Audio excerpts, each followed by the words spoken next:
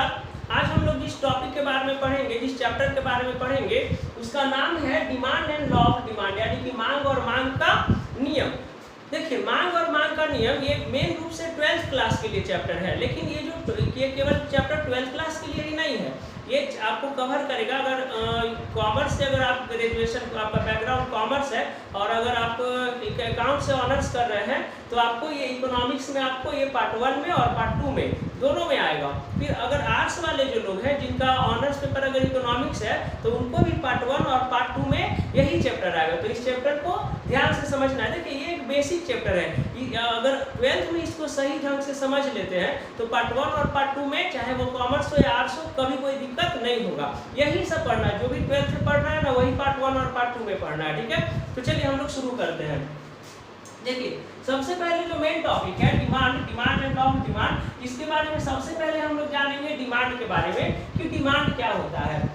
तो देखिए, इसको समझिए कि पहले इसका परिभाषा समझ लीजिए कि जब कोई व्यक्ति किसी वस्तु को एक निश्चित कीमत पर और एक निश्चित समय अवधि में खरीदता है तो उस व्यक्ति द्वारा उस वस्तु का मांग कहते हैं। समझ में आया कि जब कोई व्यक्ति किसी भी वस्तु को खरीदता है, ठीक है, तो उसके लिए वो क्या करेगा, निश्चित कीमत देगा और एक निश्चित समय अवधि होगा, ठीक है, खरीदने का, तो उस व्यक्ति द्वारा उस वस्तु का मांग कहेंगे। समझ में आया? यानी कि जब कोई व्यक्ति किसी वस्तु को खरीदता है तो जब वह निश्चित कीमत पर और निश्चित समय अवधि में खरीदता है तो उस वस्तु को उस व्यक्ति द्वारा किया गया मांग कहते हैं। ठीक है, अब इसको समझिए, इंग्लिश में समझ लीजिए कि when a person purchase a goods on a certain price and a certain time period, that is called demand. ठीक है, चलिए नेक्स्ट हम लोग आगे समझते हैं कि डिमांड होने के तत्व, यानी डिमांड कब होगा। डिमांड अचानक थोड़ी हो जाएगा, कुछ ना कुछ कंडीशन रहेगा, एलिमेंट्स रहेगा, तब ना डिमांड होगा जी। ऐसे थोड़ी ना गए खरीद लिए किसी चीज को, नहीं ना। तो देखिए, एलिमेंट्स ऑफ डिमांड मतलब मांग होने के तत्व।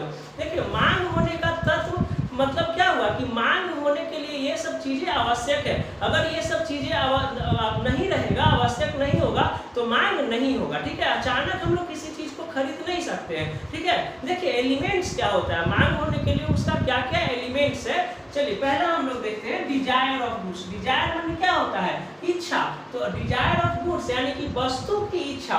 सबसे पहले तो किसी चीज को खरीदने के लिए वस्तु का इच्छा होना चाहिए। ठीक है, मन में इच्छा होना चाहिए कि हाँ हमको उस चीज को खरीदना है। जैसे किसी को 2 व्हीलर खरीदना है, किसी को अपाची खरीदना है, किसी को पल्सर 220 खरीदना है, तो पहले उसमें इच्छा को जगाता है। ठीक है ना, उसको इच्छा रहता है कि नहीं हमको बाइक में पल्सर 220 खरीदना है, या जो भी हो, नाम बहुत सारा है। ठीक है, पहले उसके लिए क्या होना चाहिए, इच्छा होना चाहिए, डिजायर होना चाहिए। वही इसमें पहला क्या कह रहा है कि डिजायर ऑफ गुड्स, पहले किसी भी चीज को खरीदने के पहले, यानी कि मांग हो, खरीदना माने मांग होना। समझ में आ रहा है कि जब भी किसी चीज को हम खरीदते हैं, दैट मींस मांग करते हैं, तो खरीदने के लिए पहले वस्तु की इच्छा होना जरूरी है। अगर वस्तु की इच्छा नहीं होगा तो हम लोग मांग नहीं कर सकते। जिसका इच्छा नहीं उसका मांग कैसा जी। चलिए आगे देखिए, सफिशिएंट रिसोर्स होना चाहिए। रिसोर्स माने क्या होता है, साधन का होना। ठीक है, सफिशिएंट रिसोर्स होना चाहिए। हमको किसी भी चीज को खरीदना है, अब मेरे पास साधन रहबे नहीं करेगा। साधन का मतलब क्या होता है, साधन का मतलब होता है खरीदने के लिए रुपया, पैसा और सामान का होना। ठीक है, जैसे मान लीजिए कि हम रोड पे जा रहे हैं, ठीक है, समोसा का दुकान है एकदम, तो हमको इच्छा है समोसा खाने का, हमको समोसा खाने का इच्छा है, लेकिन जेब में पैसा नहीं है। पैसा नहीं है दैट मींस साधन नहीं है। अब पैसा नहीं रहेगा तो क्या हम उस समोसा को खरीद पाएंगे, नहीं खरीद पाएंगे। तो ये क्या कहता है कि मांग होने के लिए वस्तु का इच्छा केवल काफी नहीं है, उसके लिए साधन भी जरूरी है, रिसोर्स भी जरूरी है। चलिए सेकेंड देखिए, थर्ड देखिए, विलिंगनेस टू स्पेंड, खर्च करने की तत्परता। ठीक है, विलिंगनेस मतलब होता है तत्परता, स्पेंड माने खर्च करना, तो खर्च करने की तत्परता।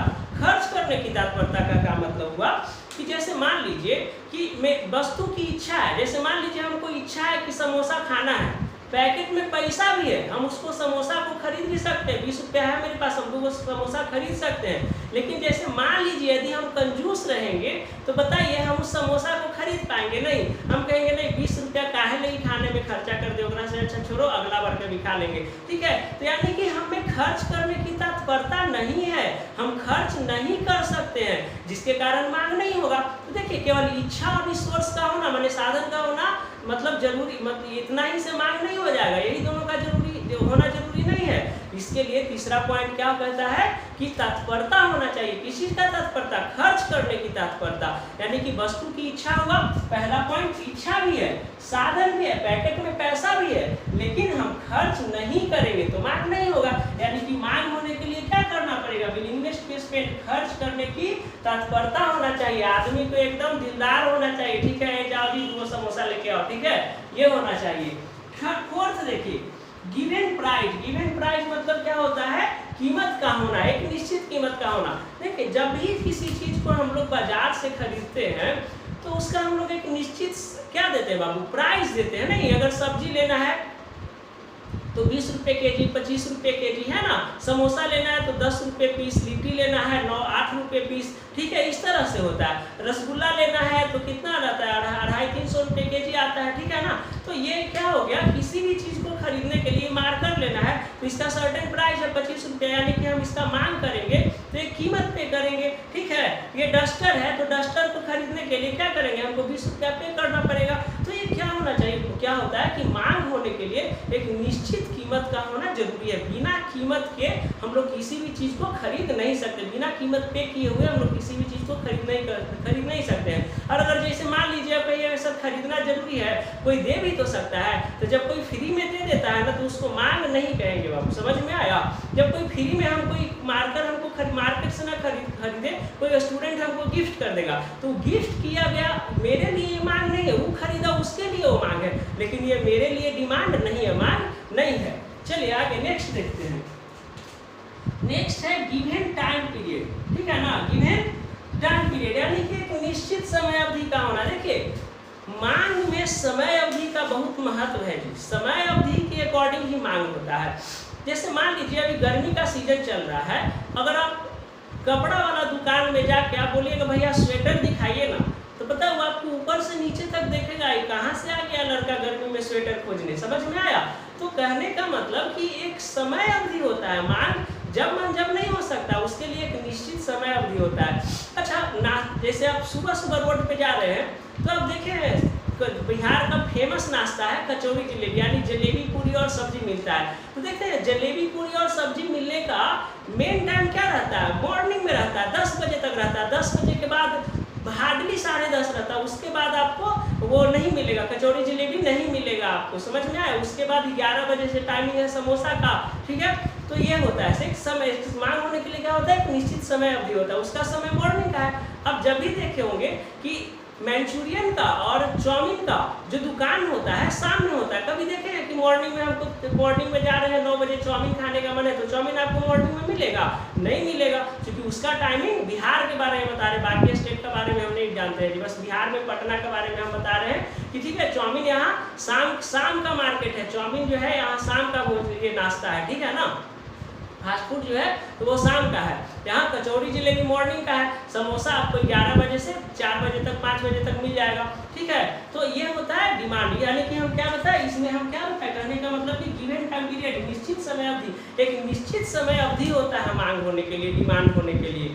चलिए नेक्स्ट वो लास्ट है जरूरत। अब जरूरत है, देखिए मेरे पास कोई जो ये एकदम वैल्यू एंट्री पॉइंट है, ठीक है ना, ये लिख भी सकते हैं नहीं भी लिख सकते हैं, मेरे यही 5 हुए हैं। देखिए जरूरत की हम ऐड किए हैं। जरूरत क्या होता है, ये जरूरत जो है कोई भी चीज को इच्छा है, ठीक है, जैसे इच्छा है, ठीक है, हम क्या बताते हैं, एग्जाम्पल लेते समोसा का, समोसा गरम गरम हम देख रहे हैं कि निकल रहा है, हमको इच्छा है खाने का, मेरे पास पैसा भी है, ठीक है, उसको देने के लिए माने रिसोर्स भी है, ठीक है। थर्ड क्या है, तत्परता, यानी हम खर्च भी करने के लिए तैयार है। पांचवा क्या है, निश्चित कीमत, समोसा 20 रुपया में 2 देगा, ये हम जान रहे हैं, निश्चित कीमत हमको पे करना है। और एक निश्चित समय अवधि, ठीक है ना, दोपहर में हम जा रहे हैं, ठीक है ना, तो समय अवधि ये हो गया। अब हमको जरूरत, अब हम घर से एकदम ढकार उकार लेके निकले हैं, ठीक है, भर पेट खा के निकले हैं, तो बताइए हमको इच्छा है, पैसा भी है, खर्च करने का तत्परता भी है, रिसोर्स भी है, कीमत भी हम पे करने के लिए तैयार है, तो क्या हम समोसा खाएंगे जी, नहीं खाएंगे, खाएंगे जबरदस्ती तो क्या कर देंगे, उल्टी कर देंगे, ओकरा से अच्छा आप खाएंगे नहीं करिए। यानी कि जब तक जरूरत नहीं है आपको तब तक उसका डिमांड आप नहीं कर सकते हैं। आई होप आप इसको ये मांग मांग को आप समझ गए होंगे कि डिमांड क्या होता है और मांग होने के तत्व कौन कौन से हैं। आगे हम लोग चलते हैं लॉ ऑफ डिमांड यानी कि मांग के नियम। देखिए मांग का क्या नियम होता है, तो इसको ऐसे समझिए, इसको बताने से पहले आप थोड़ा सा समझ लीजिए। जैसे आप लोग देखते होंगे गोभी, गोभी तो सबके घर सबका फेवरेट सब्जी होता है गोभी। देखिए जब मार्केट में गोभी आता है, ठीक है, तो शुरुआती में क्या होता है, बहुत कॉस्टली होता है, 80 रुपया 90 रुपये जोड़ा मिलता है, ठीक है, क्योंकि कोल्ड स्टोर में रखा हुआ रहता है, ठीक है। सीजन रहेगा तब ना पूरा भर भर के मार्केट में आएगा। जब स्टार्टिंग में गोभी आता है तो 80 या 90 रुपये जोड़ा होता है, तो सभी लोग उसको अफोर्ड नहीं कर सकते बाबू, ठीक है। जो मिडिल क्लास फैमिली है वो सप्ताह में एक आध दिन लाएंगे डेली डेली वो गोभी नहीं खा सकते हैं, ठीक है। तो यानी कहने का मतलब क्या कि जब गोभी का प्राइस ज़्यादा है तो उसको कम लोग खरीदते हैं, लेकिन जब गोभी हो जाता है 30 रुपये 40 रुपये या 20 रुपये तो लगभग सभी लोग गोभी खरीदते हैं, ठीक है ना। यानी कि कहने का मतलब कि जब गोभी का दाम घट गया तो उसको खरीदने वाले लोग ज़्यादा हो गए। तो वही है मांग का नियम, यहीं से देखिए निकलता है। मांग का नियम कुछ है नहीं, एकदम सिंपल सा है कि जब किसी वस्तु का प्राइस बढ़ेगा, क्या बढ़ेगा बाबू, प्राइस बढ़ेगा। जब किसी वस्तु का प्राइस बढ़ेगा तो क्या हो जाएगा, डिमांड घट जाएगा। समझ में आया, प्राइस बढ़ेगा तो डिमांड घटेगा, यानी गोभी का दाम जब बहुत ज़्यादा रहता है तो उसका डिमांड कम होता है, यानी कि उसको कम लोग खरीदते हैं। और जब प्राइस किसी चीज़ का घटेगा, किसी भी चीज़ का प्राइस घटेगा तो उसका डिमांड बढ़ जाएगा। समझ में आया, उसका डिमांड बढ़ जाएगा, यानी कि जब गोभी का प्राइस घट जाएगा तो उसको ज़्यादा लोग खरीदेंगे, यानी कि डिमांड बढ़ जाएगा। समझ में आया, चलिए आई होप आप demand and law of demand को बढ़िया से समझे होंगे। जितना मांग क्या है, मांग होने के तत्व और मांग के नियम, इस टॉपिक को बढ़िया से समझे होंगे। अगले क्लास में हम लोग क्या चलेंगे, मांग के प्रकार के बारे में पढ़ेंगे, टाइप्स ऑफ मांग। चलिए धन्यवाद।